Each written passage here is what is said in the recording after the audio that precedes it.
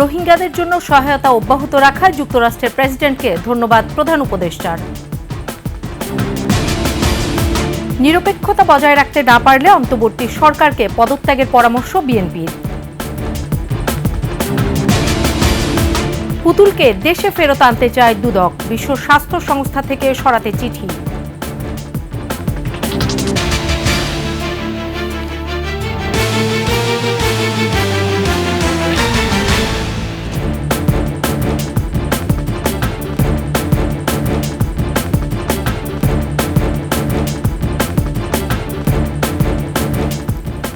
শুনছিলেন সংবাদ শিরোনাম। আমন্ত্রণ ২১ সংবাদে, সাথে আছি সোনিয়া স্নিগ্ধা।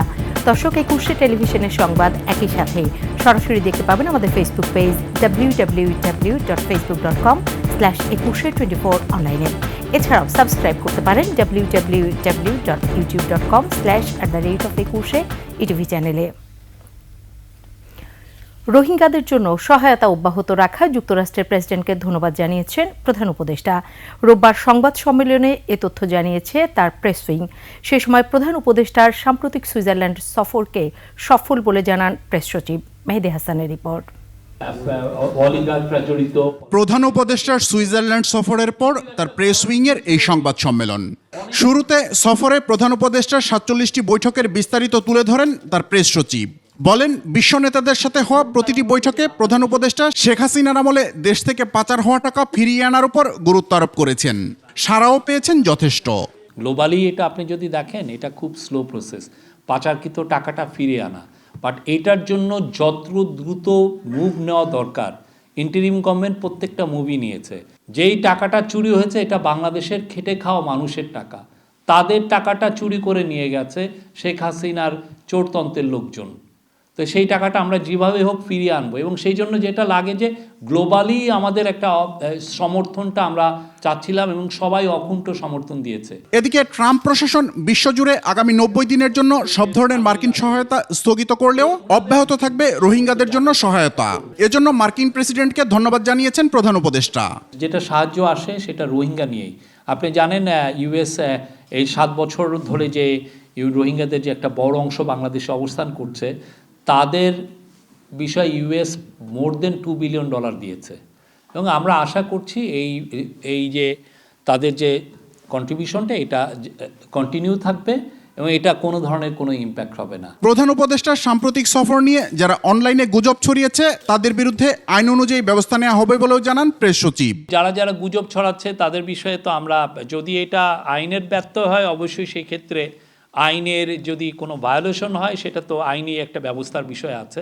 ভারতীয় গণমাধ্যমে শেখ হাসিনার স্বরাষ্ট্রমন্ত্রী আসাদুজ্জামান খান কামালের সাম্প্রতিক সাক্ষাৎকারের বিষয়ে দৃষ্টি আকর্ষণ করা হলে তাকে বাংলার কসাই বলে উল্লেখ করেন শফিকুল আলম। আসাদুজ্জামান খান কামাল হচ্ছে বাংলাদেশের কসাই। মেহেদী হাসান, ২১ টেলিভিশন, ঢাকা। নিরপেক্ষতা বজায় রাখতে না পারলে অন্তর্বর্তী সরকারকে পদত্যাগ করার পরামর্শ দিয়েছেন বিএনপির স্থায়ী কমিটির ২ সদস্য। বলেছেন, কেউ জনগণকে বাইরে রেখে রাজনৈতিক দল গঠন করলে মানুষ তাদের প্রত্যাখ্যান করবে। বিস্তারিত মাহিলা ইসলামের রিপোর্টে। জাতীয় প্রেস ক্লাবে ন্যাশনাল পিপলস পার্টি বহুদলীয় গণতন্ত্র ও স্বাধীন সার্বভৌমত্ব রাষ্ট্র প্রতিষ্ঠা শিরোনামে আলোচনায় যোগ দেন বিএনপির স্থায়ী কমিটির সদস্য আমির খসরু মাহমুদ চৌধুরী। জনগণের ভোটাধিকার ফিরিয়ে দেওয়ার বিষয়ে সঠিক সিদ্ধান্ত না নিয়ে কেউ যদি দ্বিতীয় পথ অবলম্বন করে, তবে কারোর কাছে তা গ্রহণযোগ্য হবে না বলে এ সময় মন্তব্য করেন আমির খসরু মাহমুদ চৌধুরী। কেউ যদি দ্বিতীয় পথ বেছে নিতে চায়, জনগণকে বাইরে রেখে কোনো গোষ্ঠী, ব্যক্তি, দল, সেটা বাংলাদেশের জনগণ গ্রহণ করবে না। আর কেউ করতে চাইলে তারা সেটা বড় ভুল করবে। বর্তমান সরকারের নিরপেক্ষতা নিয়ে যদি প্রশ্ন জাগে, তবে গত ১৫ বছরের সাধারণ মানুষের রক্ত ত্যাগের প্রতি বেইমানি করা হবে। যে ভুলগুলো হয়েছে বিগত দিনে, এটা গণতান্ত্রিক প্রক্রিয়ার মাধ্যমে এই কারেকশনটা করতে হবে, ফিল্টারেশনটা এর মাধ্যমে করতে হবে। আর কোনো দ্বিতীয় পথ এখানে নাই। এদিকে শহীদ প্রেসিডেন্ট জিয়াউর রহমানের জন্মবার্ষিকী উপলক্ষে এক আলোচনা সভায় যোগ দেন দলের আরেক স্থায়ী কমিটির সদস্য হাফিজউদ্দিন আহমেদ। বলেন, অন্তর্বর্তী সরকার দুর্বল, তাই যত দ্রুত সম্ভব নির্বাচনের ব্যবস্থা করতে হবে। এই কয় মাসেই বোঝা গেছে আপনাদের দৌড় কতটুকু। ইলেকশনের কথা বললে তাদের চুল খাড়া হয়ে যায়। বা ইলেকশন কি কোনো অন্যায় কাজ, অপকর্ম, গত 16-17 বছর আমরা জীবন দিয়েছি, বারবার জেলে গিয়েছি। দেশের মানুষ ফ্যাসিবাদের বিরুদ্ধে জীবন দিয়েছে মন্তব্য করে বিএনপি নেতারা বলছেন এখন প্রয়োজন জাতীয় ঐক্য। আশা করি এই ঐক্যের পথে আপনারা কেউ বিরোধের প্রাচীর তুলে দেবেন না। মাহিলা ইসলাম, 21 টেলিভিশন, ঢাকা। রাজনৈতিক দলের সাথে অন্তর্বর্তী সরকারের কোনো দূরত্ব নেই বলে জানিয়েছেন আইন উপদেষ্টা আসিফ নজরুল। উপদেষ্টা পরিষদের বৈঠক শেষে সাংবাদিকদের কাছে মন্তব্য করেন তিনি। আর পরিবেশ উপদেষ্টা বলেন, শিক্ষার্থী উপদেষ্টারা যদি কোনো রাজনৈতিক দল গঠন করেন তবে সরকারের উপদেষ্টা পদ ছেড়ে দিয়েই তা করবেন। মফিউর রহমানের রিপোর্ট। চলমান রাজনৈতিক পরিস্থিতিতে রোববার আইন উপদেষ্টা নিজের ফেসবুক স্ট্যাটাসে বলেন, বিএনপির সঙ্গে গণ অভ্যুত্থানের ছাত্রনেতাদের কোনো দূরত্ব বা ভুল বোঝাবুঝি কাম্য নয়। পরে সচিবালয়ে সাংবাদিকদের এক প্রশ্নের জবাবে তিনি বলেন, নির্বাচনের সময় অন্তর্বর্তী সরকার যথেষ্ট নিরপেক্ষ থাকবে। এটা মাঝে মাঝে মনে হয় যোগাযোগ কম থাকলে মনে হয় গ্যাপ, আসলে কোনো গ্যাপ নাই, যোগাযোগ আরো বাড়ানো হবে। এটা রাজনৈতিক বক্তব্য হিসেবে বলছে, অন্য কিছু না। অন্তর্বর্তী সরকারই যথেষ্ট নিরপেক্ষ থাকবে বলে আমরা কনফিডেন্ট। উপদেষ্টা পরিষদে পরিবর্তন আসছে কিনা এমন প্রশ্নের জবাবে তিনি জানান, এমন কোনো খবর আপাতত তার কাছে নেই। আমরা এখানে জয়েন করার পর থেকে শুনতেছি মন্ত্রী পরিষদ চেঞ্জ হবে, উপদেষ্টা চেঞ্জ হবে, সেই হবে, সেরকম কোনো আলাপ হয়নি। ভবিষ্যতে হতে পারে, কিন্তু কোনো রকম সুনির্দিষ্ট এজেন্ডা ভিত্তিক বা গুরুত্ব দিয়ে এই ব্যাপারে কোনো আলোচনা হয়নি, এটা আপনাকে নিশ্চিত করতে পারি।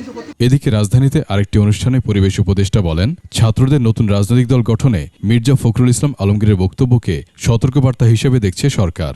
বিএনপির পক্ষ থেকে বা অন্যান্য রাজনৈতিক দলের পক্ষ থেকে যে কথাটা বলা হচ্ছে সেটা রাজনৈতিক শক্তি হিসাবে সতর্কতামূলক একটা বার্তা তারা দিতেই পারে। উপদেষ্টা পরিষদের কেউ রাজনৈতিক দল গঠন করছেন উপদেষ্টা পরিষদের থেকে, এটা আমার জানা। যেই রাজনৈতিক দল গঠন করুক না কেন, সরকার থেকে চলে গিয়েই তাকে সেটা করতে হবে। নির্বাচনে আওয়ামী লীগের অংশগ্রহণ বিষয়ে তিনি বলেন, কোন দলের নির্বাচনে অংশগ্রহণ করার প্রক্রিয়া কিংবা মাঠে ফেরার প্রক্রিয়া সরকার বাতলে দেবে না।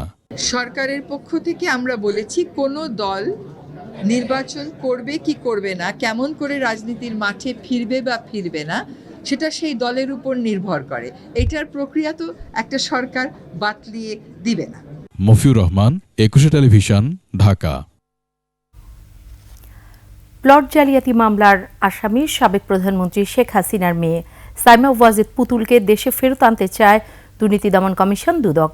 এদিকে ব্যাংক হিসেবে 52.5 কোটি টাকার অস্বাভাবিক লেনদেন ও 4 কোটি 6 লাখ টাকার অবৈধ সম্পদ অর্জনের অভিযোগে সাবেক ধর্মমন্ত্রী ও তার স্ত্রীর বিরুদ্ধে মামলা হয়েছে। বিস্তারিত জানাচ্ছেন নাহিদ সিরাজি নিম্মি। সাইমা ওয়াজেদ পুতুলকে বিশ্ব স্বাস্থ্য সংস্থার দক্ষিণ পূর্ব এশিয়া অঞ্চলের আঞ্চলিক পরিচালকের পদ থেকে অপসারণের অনুরোধ জানিয়ে সংস্থাটিকে এরই মধ্যে চিঠি পাঠিয়েছে দুদক। সূচনা ফাউন্ডেশনের নামে রাষ্ট্রের অর্থ আত্মসাতের অভিযোগেও পুতুলের বিরুদ্ধে অনুসন্ধান শুরু করেছে সংস্থাটি। আর পূর্বাচলে জালিয়াতি করে 10 কাঠার প্লট বরাদ্দ নেয়ার অভিযোগে এরই মধ্যে তার বিরুদ্ধে মামলাও রয়েছে। পুতুলের আছে কানাডার নাগরিকত্ব, তারও প্রমাণ মিলেছে। এসব বিষয়ে বিস্তারিত জানতে দিল্লিতে চাকরি করা পুতুলকে দেশে ফেরাতে চায় দুদক। সংস্থাটির নিয়মিত ব্রিফিংয়ে এ তথ্য জানান মহাপরিচালক আক্তার হোসেন। সংশ্লিষ্ট বিষয় নিয়ে যার কথা আপনি বলেছেন সে অভিযোগ সংশ্লিষ্ট ব্যক্তির বিষয়ে আমাদের যেই দল কাজ করছেন সুনির্দিষ্টভাবে তারা এই বিষয়গুলো দেখভাল করছেন, তারা অনুসন্ধানের কাজগুলো এগিয়ে নিয়ে যাচ্ছেন। এই ক্ষেত্রে যাদেরকে জিজ্ঞাসাবাদের প্রয়োজন হবে অবশ্যই তারা সেই কাজগুলো করবেন। সাবেক ধর্মমন্ত্রী ফরিদুল হক ও তার স্ত্রী আফরোজা হকের বিরুদ্ধে মামলার তথ্যও জানান তিনি। 1 কোটি 2 লক্ষ টাকারও বেশি মূল্যের সম্পদ অর্জন ও দখলে রাখার অপরাধে জনাব আফরোজা হক ও তার স্বামী জনাব মোহাম্মদ ফরিদুল হক খান সাবেক সংসদ সদস্য ও সাবেক ধর্মমন্ত্রীর বিরুদ্ধে দুর্নীতি দমন কমিশন আইন 2004-এর 27 ধারা এবং দণ্ডবিধি 109 ধারায় আরও একটি মামলা রুজুর সিদ্ধান্ত গৃহীত হয়েছে। দুর্নীতিবাজদের বিরুদ্ধে অভিযান, অনুসন্ধান, মামলা ও তদন্ত চলমান বলেও জানানো হয়। আমাদেরকে একটু কাজ করতে দেন আপনারা। নাহিদ সিরাজি নিম্মি, 21 টেলিভিশন, ঢাকা। নিচ্ছি সংবাদ বিরতি। যখন ফিরছি তখন অন্যান্য সংবাদের সাথে আরও থাকবে। দ্রুত ডাকসু নির্বাচনের পক্ষে শিক্ষার্থীরা 3টি কমিটি গঠন।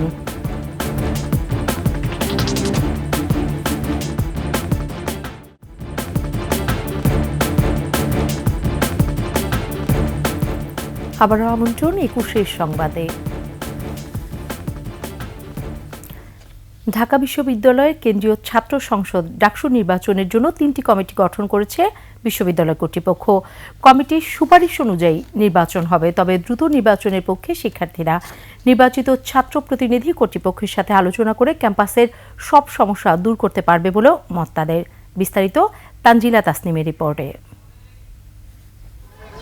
দীর্ঘ ৬ বছর ধরে ডাকসু নির্বাচন নেই। জুলাই গণ অভ্যুত্থানের আগে থেকেই এ নিয়ে সরব ছিলেন শিক্ষার্থীরা। তবে ছাত্রলীগের একচ্ছত্র আধিপত্যের কারণে নির্বাচন হয়নি। পরিবর্তিত পরিস্থিতিতে নির্বাচন নিয়ে সরব সাধারণ ছাত্ররা। শিক্ষার্থীরা বলছেন, ছাত্র বা ক্যাম্পাসের যে কোনো সমস্যা নিয়ে বিশ্ববিদ্যালয় কর্তৃপক্ষের সাথে আলোচনা করতে নির্বাচিত প্রতিনিধির কোনো বিকল্প নেই। লেজর ভিত্তিক পলিসি দূরে থাকার জন্য আমাদের এই রিপ্রেজেন্টেটিভ বা ডাকসুটা খুবই গুরুত্বপূর্ণ। আমাদের অতি দ্রুত ডাকসু নির্বাচন প্রয়োজন। ক্যাম্পাসে নির্যাতিত হয়েছে, এদের বিচার সম্পন্ন হওয়ার পরে আমি ডাকসু নির্বাচনটা চাই।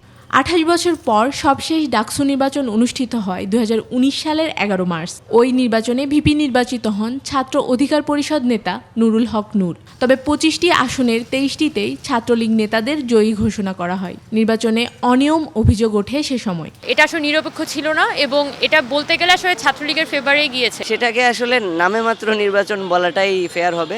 ঢাকা বিশ্ববিদ্যালয়ের উপাচার্য অধ্যাপক নিয়াজ আহমদ খানও ডাকসু নির্বাচনের প্রয়োজনীয়তা উপলব্ধি করেছেন। জানান, নির্বাচন নিয়ে কাজ শুরুর কথা। সাধারণ ছাত্র, শিক্ষক সবার সাথে আলোচনা করে একটা ডাকসুর ওভারঅল টাইম, কাঠামো ইত্যাদি নিয়ে কিছু আলোচনা, অর্থাৎ কাজ কিন্তু চলছে। ক্যাম্পাসের ছাত্র রাজনীতি থাকবে কি থাকবে না সে বিষয়েও কথা বলেন তিনি। আমরা একটা কমিটি করে দিয়েছি যারা আমাদেরকে এই বিষয়ে পরামর্শ দেবেন যে এর ক্যাম্পাসে ছাত্র রাজনীতি গতি প্রকৃতি কেমন হবে। বিভাজন ও বৈষম্য বিরোধী বিশ্ববিদ্যালয় গড়াই মূল লক্ষ্য বলে জানালেন উপাচার্য অধ্যাপক নিয়াজ আহমদ খান।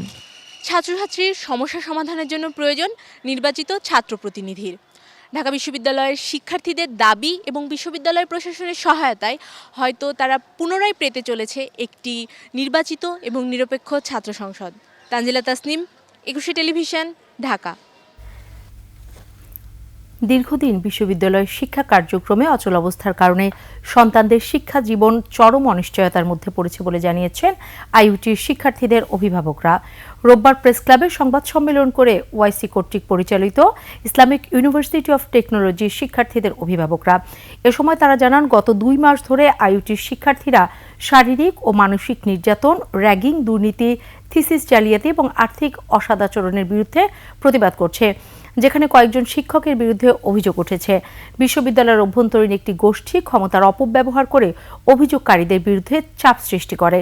প্রশাসন আন্দোলনকে ভুল পথে পরিচালিত করতে এবং শিক্ষার্থীদের বৈধ দাবি দমনে ওয়াইসিকে অসম্পূর্ণ ও বিভ্রান্তিকর তথ্য সরবরাহ করেছে বলে দাবি করা হয় সংবাদ সম্মেলনে।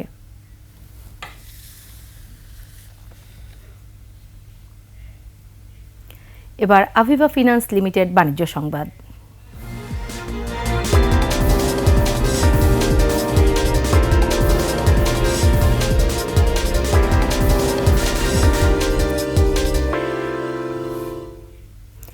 কক্সবাজারে হয়ে গেল ওষুধ কোম্পানি স্কয়ার ফার্মাসিউটিক্যালসের বার্ষিক বিক্রয় ও বিপণন সভা। সভায় উপস্থিত ছিলেন স্কয়ার গ্রুপের চেয়ারম্যান স্যামুয়েল এস চৌধুরী, ব্যবস্থাপনা পরিচালক তপন চৌধুরী, পরিচালক এরিক এস চৌধুরী, নির্বাহী পরিচালক অ্যাকাউন্টস অ্যান্ড ফিনান্স কবির রেজা, নির্বাহী পরিচালক finance and strategy Jahangir Alam, পরিচালক বিপণন আতিকুজ্জামান, বিক্রয় বিভাগের প্রধান ও ব্যবস্থাপকরা। বিভিন্ন বিভাগের কর্মকর্তা সহ সারা দেশের মেডিকেল প্রমোশন অফিসার ও সুপারভাইজাররাও উপস্থিত ছিলেন। বিক্রয় টার্গেট পূরণ করায় ২৪ জনকে স্বর্ণপদক দেওয়া হয়। পরে র্যাফেল ড্র, সাংস্কৃতিক অনুষ্ঠান ও নৈশভোজের মাধ্যমে শেষ হয় সভা।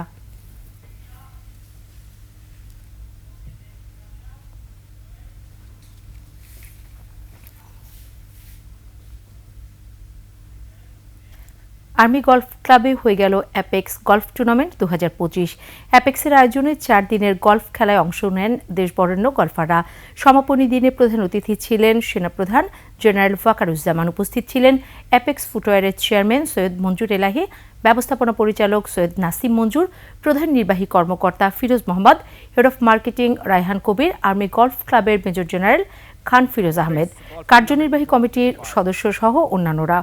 অনুষ্ঠানে বিজয়ীদের পুরস্কার বিতরণ, সাংস্কৃতিক অনুষ্ঠান ও নৈশভোজের মাধ্যমে শেষ হয় এবারের আয়োজন।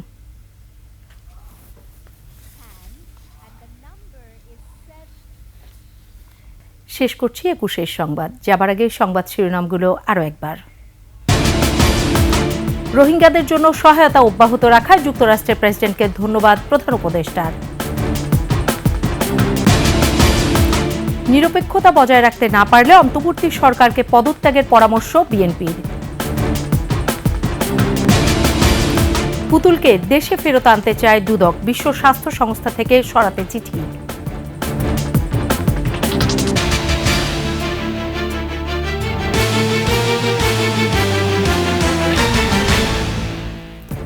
সর্বশেষ সংবাদ জানতে ডায়াল করুন 2021 নম্বরে আর ভিজিট করুন ekushe-tv.com ওয়েবসাইটে। ফেসবুকে ভিজিট করতে পারেন www.facebook.com/ekushe24 অনলাইনে।